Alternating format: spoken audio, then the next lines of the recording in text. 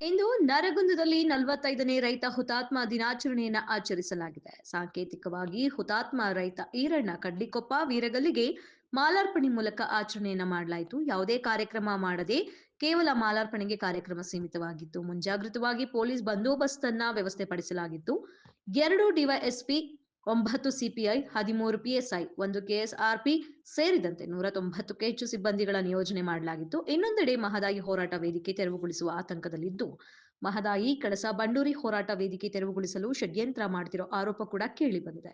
ಸುಮಾರು 3655 ದಿನಗಳಿಂದ ನಡೆಯುತ್ತಿರೋ ಮಹದಾಯಿ ಹೋರಾಟ ಗದಗ ಜಿಲ್ಲೆಯ ನರಗುಂದದಲ್ಲಿ ಕಳೆದ 11 ವರ್ಷಗಳಿಂದ ನಡೆಯುತ್ತಿರೋ ಹೋರಾಟ ಹತ್ತಿಕ್ಕಲು ವೇದಿಕೆ ತೆರವಿಗೆ ಷಡ್ಯಂತ್ರ ಮಾಡ್ತಿರೋ ಬಗ್ಗೆ ಆರೋಪಿಸಿದ ಹೋರಾಟಗಾರರು, ನಮ್ಮ ಪ್ರಾಣವನ್ನಾದರೂ ಕೊಟ್ಟೆವು, ವೇದಿಕೆ ಬಿಡೋದಿಲ್ಲ ಅಂತ ವಿರೋಧಿಗಳಿಗೆ ಎಚ್ಚರಿಕೆ. ರಾಜಕಾರಣಿಗಳು ಹಿಂಭಾಗದಿಂದಲೇ ಈ ವೇದಿಕೆ ತೆರವುಗೊಳಿಸಲಿ ಹುನ್ನಾರ ನಡೆಸಿದ್ರು. ಜಾಗ ಯಾರದೇ ಇರಲಿ, ಇಲ್ಲಿ ನಾವು ಮನೆ ಮಠ ಕಟ್ಟಲು ಬಂದಿಲ್ಲ, ನಾವು ನಿಮ್ಮ ಜಾಗ ನುಂಗಲು ಕುಂತಿಲ್ಲ.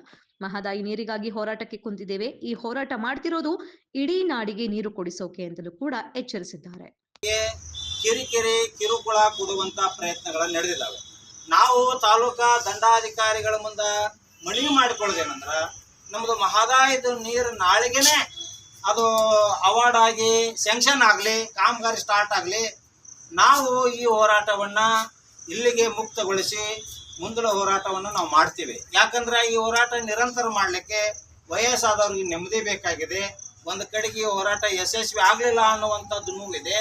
ಒಂದು ಕಡೆಗೆ ಈ ವೇದಿಕೆ ಕಿರಿಕಿರಿ ಕೊಡುವಂಥ ಕೆಲವಷ್ಟು ಪ್ರಯತ್ನಗಳು ನಡೆದಾವೆ. ಅದಕ್ಕೆ ದಯಾಳುಗಳೆಲ್ಲ ತಮ್ಮ ಕಡೆ ಗಮನಕ್ಕೆ ತರ್ತಾ ಇದ್ದೇವೆ.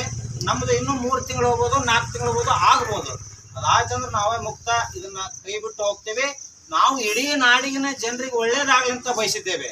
ಬಟ್ ಈ ಒಂದು ಜಾಗ ಕಬಳಿಸ್ಬೇಕು ಅಥವಾ ಇದನ್ನು ನಮ್ಮದಾಗಿ ಮಾಡ್ಕೋಬೇಕು ಅನ್ನುವಂಥ ಮನುಷ್ಯತ್ವ ಇದ್ದವ ಕಳ್ಕೊಂಡವ್ರು ನಾವಲ್ಲ. ನಮಗೆ ಅವಶ್ಯಕತೆಯೂ ಇರೋದಿಲ್ಲ. ಅದಕ್ಕೆ ಸಂಬಂಧಪಟ್ಟವರಿಗೆ ತಾವು ನಿರ್ದೇಶನ ನೀಡಿ ವೇದಿಕೆಗೆ ಸೂಕ್ತ ಭದ್ರತೆ ಒದಗಿಸಲಿಕ್ಕೆ ಸಂಬಂಧಪಟ್ಟ ಅಧಿಕಾರಿಗಳಿಗೆ ತಾವು ನಿರ್ದೇಶನ ನೀಡಬೇಕು ಅಂತೇಳಿ ನಾನು ಅಲ್ಲಿ ಮನವಿ ಮಾಡಿಕೊಳ್ತೀನಿ.